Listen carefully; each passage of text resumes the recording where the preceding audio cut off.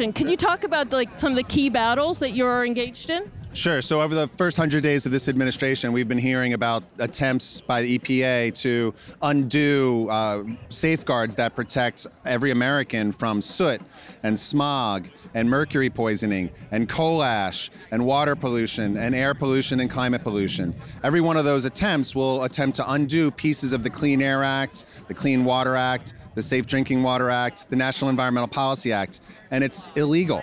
It's illegal. So we will take this administration to court and hold them accountable, just as we're holding them accountable here on the streets today. So yesterday they sent out a revamped, they've already been removing information from the EPA, but I understand it, like they sent out a revamped, even, taking more information off the site. So how do we fight against that kind of refusal to publicize data? Yeah, well, look, I mean, we're living in a time where what's happening within EPA is outrageous, but we're also living in an information age. So information about what's happening to our climate and our air and water quality is readily available, even if it's not being supplied by the federal government right now. So we have more than enough information to resist, to fight every attempt by this administration to roll back environmental protections and to organize and build real political power so that we can prevail. So do you think a lot of the focus should be on the next congressional elections so that might shift a balance of power? Certainly. I think the focus should be for each individual citizen on what you can do to help. So we should be voting with our wallets and making sure that we're affecting change through the things that we buy. We should be certainly voting with our feet and showing up at rallies and marches every single time to demonstrate that we care about the environment, and we need to vote.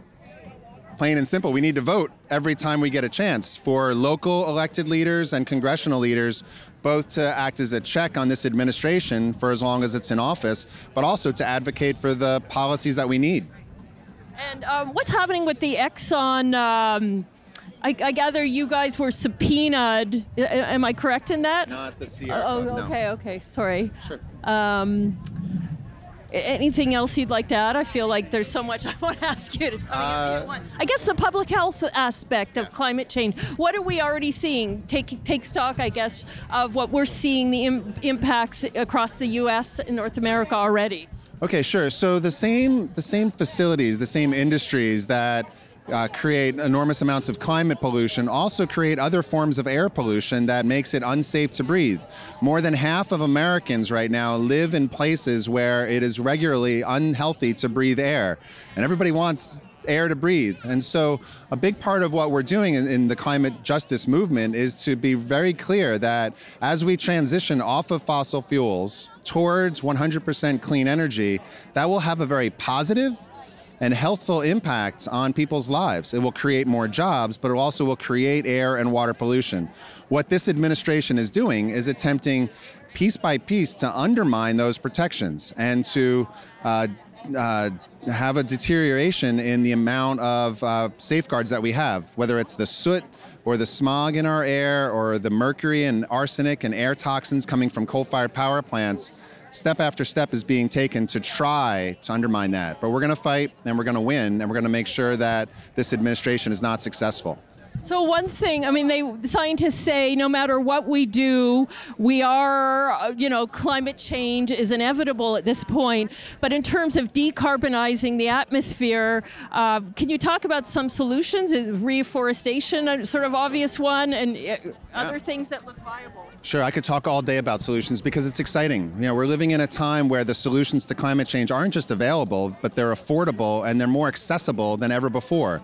That's why you have companies like Facebook and Google and Starbucks and IKEA and Walgreens who have made commitments to go all the way to 100% clean, renewable energy.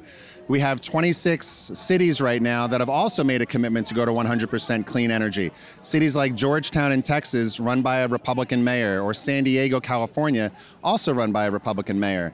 So we have in the energy space an opportunity to transition beyond fossil fuels, but we also have a way to help to reinvent agriculture and how land is being managed to make sure that we're storing carbon in our soil and not releasing it into our atmosphere.